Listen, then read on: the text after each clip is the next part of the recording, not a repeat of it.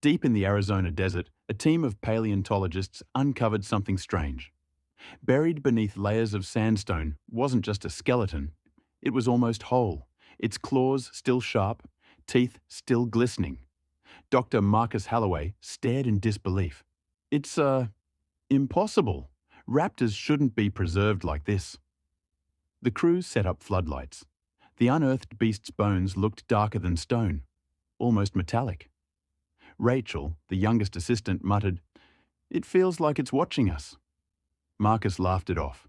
"It's just old bones." That night, as the desert wind howled, the ground trembled faintly.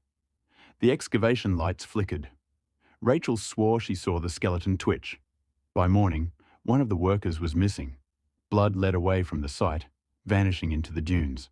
The team didn't know it yet, but what they had uncovered wasn't dead. It was waiting. The shadow raptor had been freed. The team debated leaving, but Marcus refused. "Do you realize what this discovery means? A fully intact raptor fossil, possibly a new species." But the tracks in the sand weren't fossilized, they were fresh. At dusk, a sandstorm rolled in. Visibility dropped to almost nothing. That's when the first scream tore through the camp. Rachel and two others rushed toward the sound. A shredded tent. Blood sprayed across the sand. A shadow darted between the dunes. Low, fast, too fast for the eye to track. Theo, the cameraman, lifted his lens. Through the grainy footage, something appeared. A raptor, but black as night, scales blending into the storm. Its eyes glowed faintly red. The shadow raptor pounced. Theo's camera hit the ground, recording static as claws tore through flesh. The survivors huddled in terror.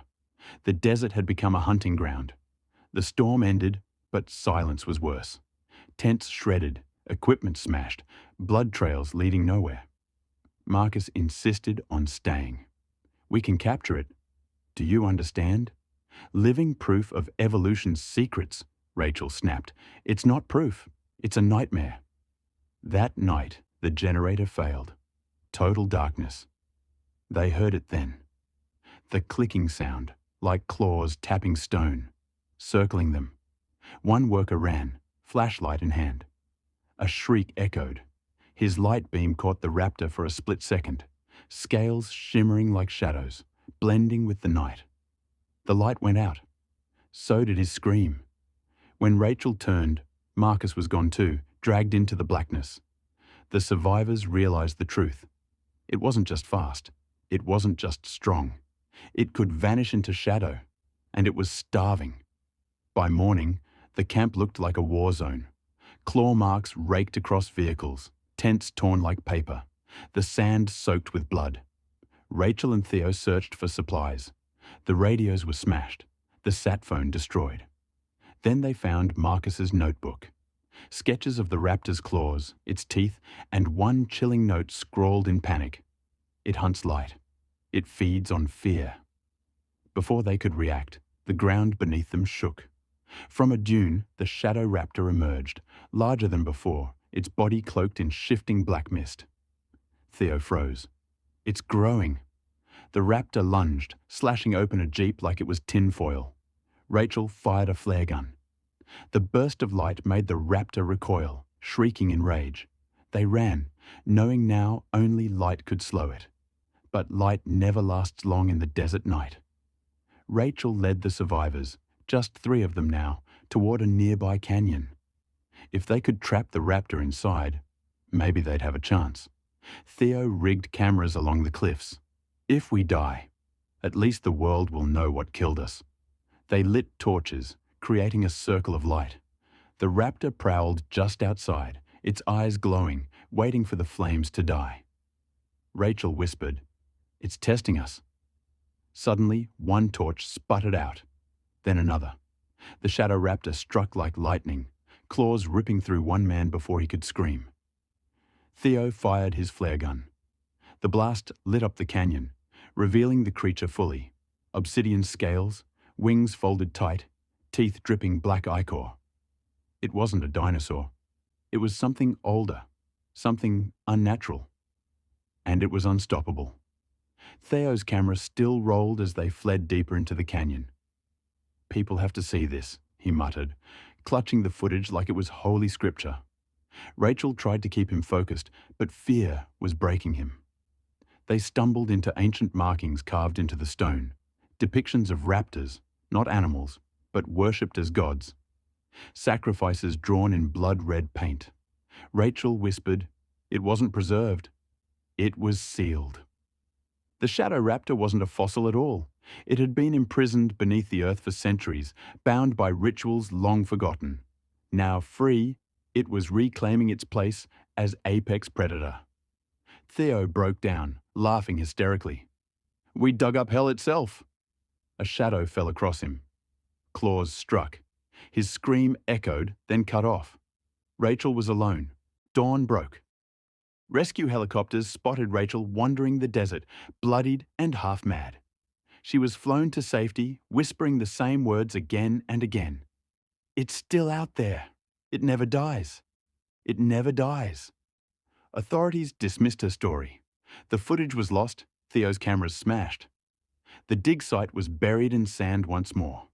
Weeks later, in a distant desert village, livestock began vanishing. Children spoke of red eyes in the dunes. Hunters found claw marks carved deep into stone. One night, as the moon vanished behind clouds, a scream tore through the darkness. The shadow raptor had found new hunting grounds, and it was only the beginning. Weeks after Rachel's rescue, she was taken to a high-security research facility run by a shadowy government branch. Scientists interrogated her about the dig site, showing satellite images of strange heat signatures in the desert. Rachel begged them not to return. "You don't understand. It wasn't just an animal.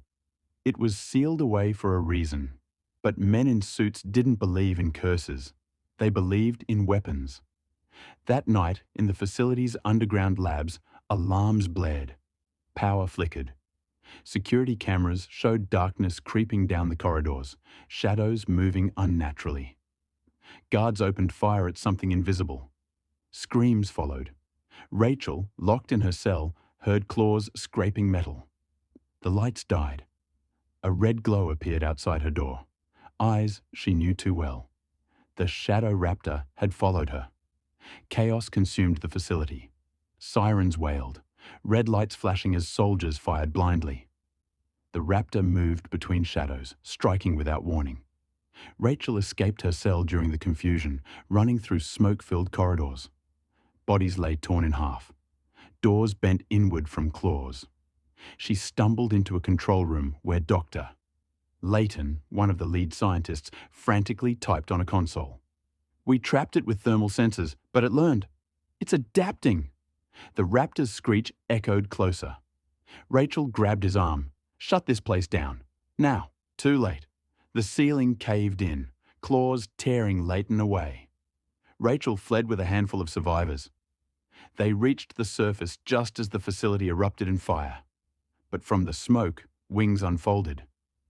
The shadow raptor wasn't hiding anymore. It had grown. Rachel thought the desert was cursed. She was wrong.